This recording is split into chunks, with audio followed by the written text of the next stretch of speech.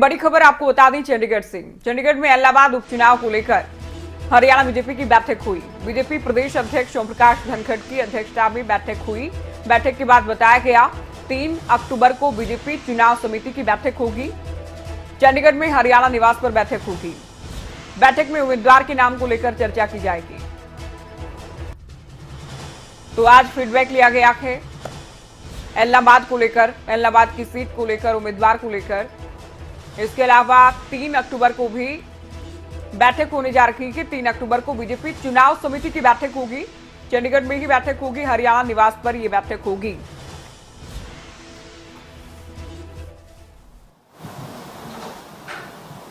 तीन तारीख को दोपहर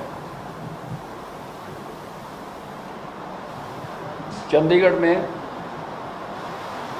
हरियाणा निवास में भारतीय जनता पार्टी की इलेक्शन कमेटी की मीटिंग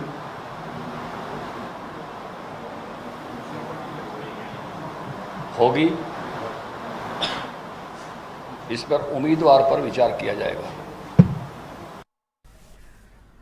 तो ओम प्रकाश धनखड़ को आपने सुना। सीधे आपको चंडीगढ़ लिए चलते हैं। खबरों के संवाददाता अनिल मोर लाइव जुड़ गए। अनिल, ओम प्रकाश धनखड़ को हमने सुना, बीजेपी की बैठक खत्म हो चुकी है। क्या कुछ चर्चा की गई बैठक में और क्या कुछ फैसले लिए गए उपचुनाव के लिहाज से?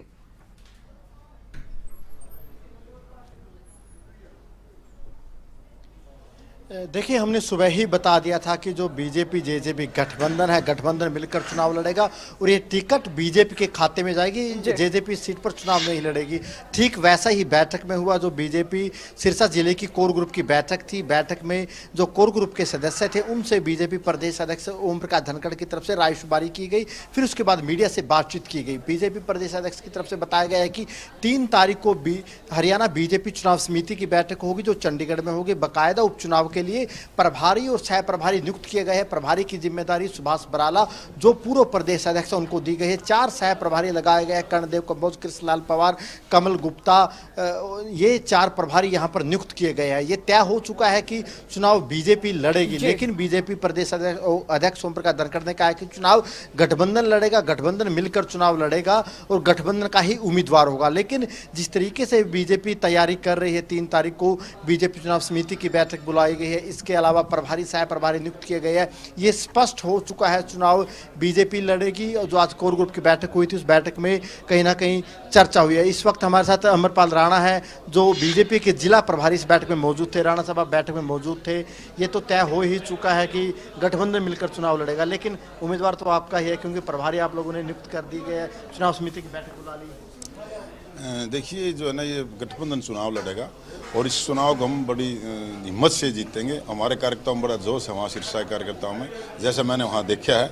और ये हमारे जो है ना माननीय प्रदेश के मुख्यमंत्री जी की जो नीतियाँ हैं, माननीय देश के यशस्वी प्रधानमंत्री जो नीतियाँ हैं गरीबों के प्रति, उनके जो विकास के नाम पर ये चुनाव हम जीतने जा रहे हैं। साथ साथ सुनीता दुग्गल भी यहाँ पे मौजूद है, उनसे भी जानेंगे। मैम, किसान आंदोलन चल रहा है, किसानों का विरोध का सामना करना पड़ रहा है, तो कितनी राह आसान रहने वाली है? क्या मानना है कि आप लोग ठीक से चुनाव प्रचार कर पाएंगे? देखिए, ऐसा कि आपने देखा होगा कि कुछ हमारे जो पार्टी के वरिष्ठ नेता हैं, उनकी गाड़ी के शीशे तोड़े गए। आपको लगता है कि किसान ऐसा काम कर सकता है? किसान ऐसा काम कभी नहीं करता। किसान हमारा अन्नदाता है, किसान मेहनत करना जानता है, लेकिन किसान इस तरह के असामाजिक कार्य नहीं करता। तो जो लोग इस तरह के कार्यों में संलिप्त हैं, हमारे प्रदेश अध्यक्ष ने बिल्कुल स्पष्ट रूप से कहा है कि वो लोग भी मैदान में आए और देख लें कि वो लोग धरातल पर कहाँ खड़े हैं। उम्मीदवार तो बीजेपी का ही रहेगा, तय हो चुका है। उम्मीदवार जो है वो गठबंधन का रहेगा और ये वहाँ के जो हमारे सभी वरिष्ठ नेता हैं वो लोग मिलकर डिसाइड करेंगे। बहुत जल्द आप लोगों के सामने होगा। कहा गठबंधन करेगा। जेजेपी को तैयारी नहीं करी, बीजेपी ने प्रभारी सह प्रभारी नियुक्त कर दिए, चुनाव समिति की बैठक बुला लिया है। ये तो स्पष्ट ही है कि उम्मीदवार आपका है। परंपरा है कि हम लोग जब भी चुनाव आता है तो उसको बहुत शिद्दत के साथ लड़ते हैं। तो हमारे जितने भी पदाधिकारी हैं जिले के, उनको दिशा निर्देश दिए गए हैं कि जो ग्राउंड लेवल पर हमारा जो कार्यकर्ता है उनको इस बात के लिए तैयार किया जाए। बूथ लेवल तक जो है अपने कैंडिडेट्स को, जो है अपने जो कार्यकर्ता हैं, उन सबको तैयार किया जाए ताकि वो लोग चुनाव मैदान के अंदर जोश के साथ। में चुनाव हुआ था करीब 1 साल पहले, उस अग्नि परीक्षा में सरकार फेल हो गई थी। दूसरी अग्नि परीक्षा गठबंधन सरकार की, 2 साल पूरे होने वाले सरकार को क्या लगता है 2 साल के कामकाज पर इलाहाबाद की जनता मुहर लगाएगी? बिल्कुल, जिस तरह से हमारे आदरणीय मुख्यमंत्री जी ने बिना किसी भेदभाव के हर विधानसभा के अंदर काम किया है, वो किसी एरिया स्थानीय नेता के तौर पर नहीं, पूरे के पूरे हरियाणा के अंदर, अब मैं ये कहूँ कि हरियाणा एक हरियाणवी एक इस नारे के साथ वो हर विधानसभा में गए हैं। तो मुझे पूरी उम्मीद है कि उन विकास कार्यों को देखते हुए जो है हम लोग चुनाव मैदान में जाएंगे। आदरणीय प्रधानमंत्री जी ने जिस तरह से देश के अंदर काम किया है, उसी के माध्यम को लेकर, उसी विकास कार्यों को लेकर हम लोग चुनाव मैदान में जाएंगे। ये तय है बीजेपी का उम्मीदवार रहेगा, लेकिन फिर भी मैं अगर लगाता हूँ, आपकी तरफ से मैं अगर लगा रहा हूँ, अगर बीजेपी उम्मीदवार उतारती है तो कौन कौन से ऐसे संभावित नाम है? पार्टी का ही कार्यकर्ता रहेगा या कोई बाहर से कोई उम्मीदवार लेकर आएंगे, किसी विधायक के भाई को लेकर आएंगे, जो चर्चाएं चल रही है राजनीतिक गलियारों में, फिर क्या संभावना है? देखिए, गठबंधन डिसाइड करेगा, वरिष्ठ नेता डिसाइड करेंगे। ये किसी एक जो है वो एक व्यक्ति विशेष के निर्णय लेने से डिसाइड नहीं होता है। इस बात का निर्णय जो है वो हमारे वरिष्ठ नेता लेंगे, मिलकर लेंगे, और जो गठबंधन डिसाइड करेगा वो कैंडिडेट बहुत जल्द आप लोगों के समक्ष होगा। इस सवाल चैलेंज आपके लिए भी, क्योंकि आपकी लोकसभा है, चैलेंज आपके लिए भी कम नहीं है? नहीं, कोई चैलेंज जैसी बात नहीं है। आप देखना, आप जिस तरह के लोगों को वहाँ पर उत्साह है, और क्योंकि जिस बात को लेकर वहाँ के जो विधायक ने, पूर्व विधायक ने जो इस्तीफा दिया, वस्तुस्थिति में कोई अंतर नहीं है। लोग इस बात को समझते हैं कि उन्होंने झोंक दिया है उस विधानसभा को फिर से जो है चुनाव के मोड़ पर। तो ये लोगों के, जनता का खून पसीने की जो उनकी जो कमाई है, उसको वापस चुनाव के उसमें। आपको आश्वस्त है जीत को? हम बिल्कुल आश्वस्त हैं। हाँ से 100% जो है वो गठबंधन का कैंडिडेट जीत दर्ज करेगा। सुनीता दुग्गल थे, इनका यही कहना है कि जो उम्मीदवार है गठबंधन का रहेगा। खुलकर नहीं कह रहे हैं कि उम्मीदवार बीजेपी का होगा, लेकिन जिस तरीके से बीजेपी प्रदेश अध्यक्ष ओम प्रकाश धनखड़ की तरफ से टीमें बनाई गई है, प्रभारी नियुक्त कर दिए, सह प्रभारी नियुक्त कर दिए, 3 तारीख को चुनाव समिति की बैठक बुला ली, उससे तय है कि उम्मीदवार बीजेपी का रहेगा। वहीं सुनीता दुग्गल का तो ये तक कहना है कि जो जीत है वो गठबंधन उम्मीदवार की ही होगी। जी अनिल, आपसे समझेंगे, बड़ौदा उपचुनाव में भी हमने देखा, भले ही मिलकर साथ लड़ा गया को, लेकिन टिकट जो है वो बीजेपी के उम्मीदवार को मिली, बीजेपी के खाते में गई। और इस बार भी, हालांकि चौटाला परिवार तो यहाँ मजबूत माना जाता है और इनेलो से ही जेजेपी निकली है, ऐसे में इस बार भी अगर बीजेपी ही टिकट जो है अपने उम्मीदवार को देती है और मिलकर चुनाव लड़ती है, इसका क्या संदेश जाएगा?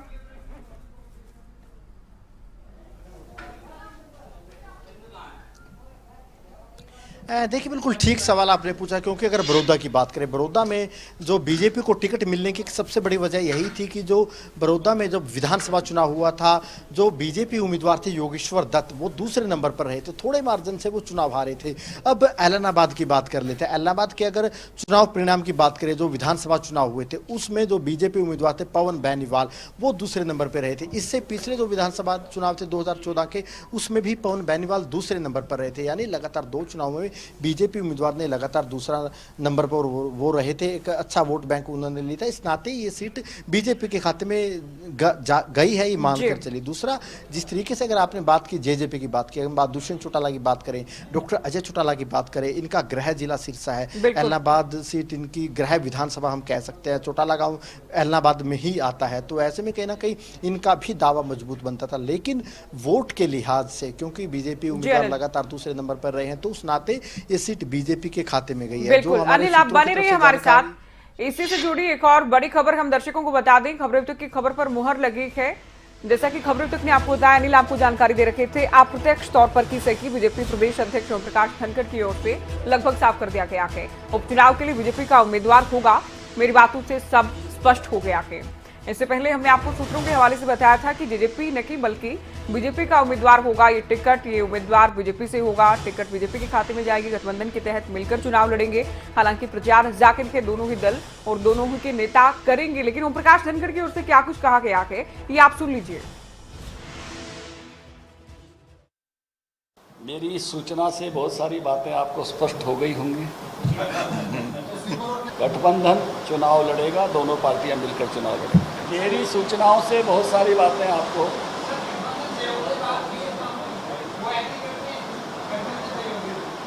चुनाव गठबंधन लड़ेगा। मेरी बातों से लगभग साफ हो गया होगा, चुनाव गठबंधन लड़ेगा। अनिल, लगभग साफ हो गया है। ओम प्रकाश धनखड़ की ओर से भी कहा गया कि मेरी बातों से स्पष्ट हो गया होगा। क्या अनिल, इस उपचुनाव में भी एक दूसरे के उम्मीदवार का इंतजार किया जाएगा, या फिर मानकर चलें कि इनेलो सबसे पहले ऐलान कर देगी, उसके बाद बीजेपी अकेले की गठबंधन और कांग्रेस के उम्मीदवार का इंतजार होगा?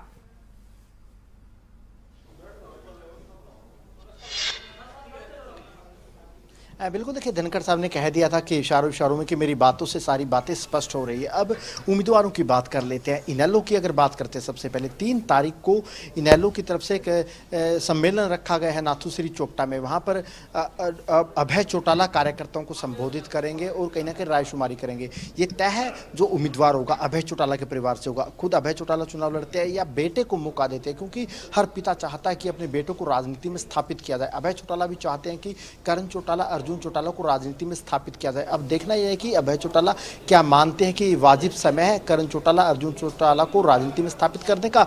ये तय है, उम्मीदवार है चाहे अभय चौटाला रहे, करण या अर्जुन रहे, वो अभय चौटाला के परिवार से रह के। कांग्रेस की बात कर लेते हैं। 1 तारीख को कांग्रेस वॉर रूम में एक बैठक होगी, जिस बैठक में कांग्रेस के तमाम बड़े नेता कुमारी सैलजा, भूपेंद्र सिंह हुड्डा, रणदीप सुरजेवाला वो मौजूद रहेंगे। और अगर कांग्रेस के उम्मीदवारों की बात करें, 2 उम्मीदवार उनके पास है, पवन बेनीवाल, भरत बेनीवाल, दोनों मजबूत उम्मीदवार है, दोनों में से एक उम्मीदवार रहेगा। अब बात कर लेते हैं बीजेपी जेजेपी की। बीजेपी जेजेपी में से उम्मीदवार कौन रहेगा? उम्मीदवार लगभग बीजेपी का रहेगा, तय है। इसको लेके बीजेपी की चुनाव समिति की 3 तारीख को बैठक होगी। उस बैठक में कहीं ना कहीं विचार किया जाएगा, नामों पर मंथन किया जाएगा। एक संभावना ये भी है, गोपाल कांडा के भाई है गोविंद कांडा, उनके नाम पर भी विचार किया जा सकता है। हमारे पुख्ता सूत्र में जानकारी दे रहे हैं कि उनके नाम पर भी विचार किया जा सकता है। संभव है। जी अनिल, बहुत शुक्रिया, आपने विस्तार से बताया, जानकारी दी।